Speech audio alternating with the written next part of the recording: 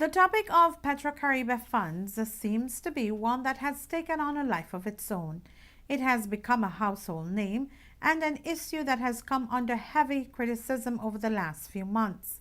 Those criticisms continued today on a local talk show where the withdrawal of Petro Caribe monies were said to be used to help government fund salaries for the public sector.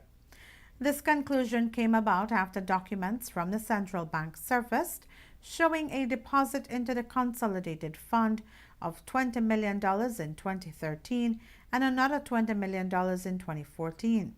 According to a release from government, the crux of the issue is that the documents were not properly understood, and therefore the public was misinformed and misled. Love News spoke to the Financial Secretary Joseph Waite today to get some clarity on those Petro Caribe figures. In essence, the story is this, that the government spends money out of its operating account at the central bank. That operating account is used to pay for wages and salaries, for operating expense, for debt service, for capital projects, including those that are to be financed under the Petro Caribe program. From time to time, we replenish the account by drawing from the deposit account into which we put the Petro Caribe funds. So the Petro Caribe funds go first into a deposit account. It's held there, and then government draws out of that account to replace or to replenish, to reimburse expenditures made from the government's main account, which is its main operating account. So in fact, what happens, we spend first out of one bucket, and then we draw from another bucket to replenish. When we do the replenishment, what we asked the central bank to transfer, in this case, 20 million over. There were two amounts of 20 million, by the way. There was a 20 million in March of 2013, a second 20 million in March of 2014. That went back, so we drew money from the Petro Caribe account to put back into the government operating account to pay future expenses. In this case, the future expenses was salaries and wages and debt service. But all we were doing really was to reimburse ourselves for money spent out of the operating account so that we'd have enough to meet end-of-month salaries and end-of-month debt service. According to Waite, while one account is used for public service wages and operational expenses, as well as contract payments for the Petro Caribe programs, the transactions are done based on the particular monies allotted.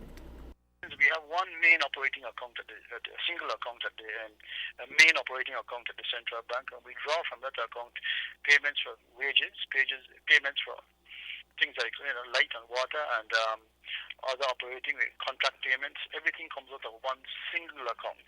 What goes into the account now are revenue, loan funds, including Petro Caribe money from time to time. Okay, so it's not a case that Petro Caribe funds were financing public service wages? No. It was basically reimbursing the government so that the government would have money in its hand, reimbursing for money already spent, putting back, so to speak, so we can pay the wages and salaries. While there were other amounts listed in the documents, the concerns were over the two deposits of $20 million made, as it was subsequently speculated that government was not really being transparent on the use of the monies and that there were some cover-ups. Today's release goes on to say, in part, GOB's record of transactions keeps full track of the monies moving in and out of both the operating account and the Petro Caribe account. It is therefore easy to reconcile and square those movements and show that transfers of Petro Caribe funds into the consolidating operating account are always only to replenish in that consolidated operating account what GOB has already spent from it on Petro Caribe projects, end of quote. Waite stressed that the monies are being properly documented and accounted for, as can be seen in the supplementary presentations that go to the House of Representatives. We asked Waite if any member of the public would have access to see the records of Petro Caribe spending. Yes, you'd be able to have access to. Remember, we go to to the House of Representatives. We do supplemental appropriation bills on the Petro Caribe spending. That each bill has an annex showing in detail what the project is, how much is spent. It's all there available for the public view. We've done 3 supplementaries so far.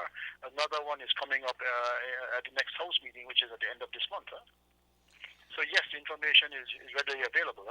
Supplementary is ex post. It's after the fact. It's what has been spent. We go back to the House and say we want approval for what has been spent. Now I should hasten to say that the new amendment to the Petro Caribe Act talks about, puts a provision for future spending. We'll have to come for future spending, but that isn't yet in law, but we hope it will be in law shortly. Monies from the Petro Caribe funds have been used for various projects around the country with a keen focus on infrastructural work.